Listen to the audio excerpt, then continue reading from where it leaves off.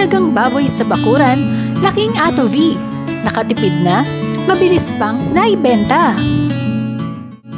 Isang backyard hog raiser mula sa lungsod ng Quezon ang nakaranas ng problema sa pag-aalaga dahil sa pagkakasakit ng kanyang mga alagang baboy at ang matinding amoy sa kanyang babuyan. Sa taas ng halaga ng pagkain at pagpapagamot sa tuwing may sakit ang kanyang mga alaga, ay malaki ang kanyang nagagastos kaya nauuwi lang sa pagkalugi. Pero nang malaman ni Ma'am Nora ang tungkol sa Ato V at sinimulang gamitin ito sa kanyang mga alagang baboy, ay naging magaan ang kanyang pag-aalaga dahil bukod sa wala ng problema sa mabahong amoy, ay mas naging masisigla pa ang kanyang mga alaga, kaya naman menos gastos na, maganda pa ang kanyang benta. Sa ngayon po ang alaga ko, isang inahin at 2 patiner. Itong dumalaga ko, ngayon lang po namin ginawang inahin ang anak po niya ay 10. Nagtatrabaho po ako dati, so nung mawalan po ako ng trabaho, ito po ang pinalit ko. Pag yung nag-LBM po, yung sahan ng saging or ng dahon, yun po yung napakain namin. Tapos pag merong ibang sakit, pinapa-injectionan po namin. Kaso tatawag po kami ng veterinary para mapa-injectionan. At yun, nagdadyan yung paligkakasakit. Siyempre, pili ka dito, pili ka doon. Nandun yung mga antibiotic. Tapos yung pagkain pa. Diba? It's mahal. Mula po nung gumamit ako ng Atos, yan ko po nakita na mas ligla yung mga alaga. At higit sa lahat po walang kakaba-kaba sa dibdib. Kasi po, kumbaga, nandiyan po yung lakas ng loob namin. Kasi nasubukan ko na po wala naging problema. Saka higit sa lahat po, madaling may benta ang alaga.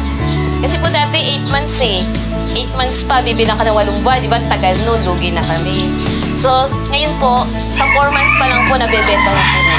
Dati po hindi ako gumagamit. Siyempre po, dikit-dikit ang bahay namin. Nakakaya sa kapitbahay. Mula nang gumamit po ako ng Atobi, wala na po yung amoy. Pati po yung ihe, wala pong amoy. Pati po sa aso, nag-try ako, wala din pong amoy. Pag tinanggal po namin yung tumi ng baboy, nilalagay ko po sa balde yun. Nilalagyan ko ng pusot.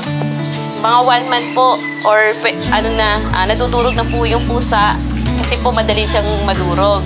So, dinadagdag ko po sa mga halaman ko po. Kaning baboy po ang aming pinapakain. Nagpapakain po kami niyan ng baboy sa 3 beses po sa maghapon.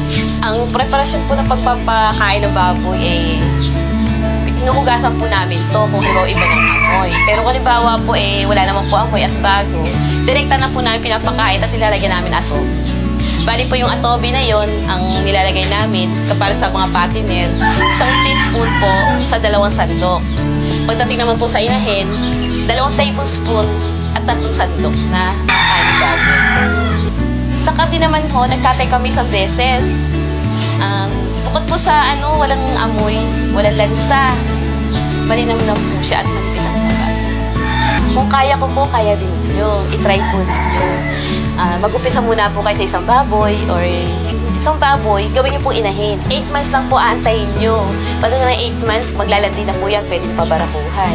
So pag nanganak po yan, yung anak niya, doon na po kayo kumuha ng pambawin. Kayo, bakit hindi ninyo subukan? Inahin man o patabain ang inyong aalagaan, problema sa babuyan ay agad masusolusyonan. Katuwang ang Ato V sa inyong pagpapalaki, ay masisigurong ang mga alagang baboy ay masisigla at matibay ang resistensya. Kaya laking tipid na, kikita pa ng maganda.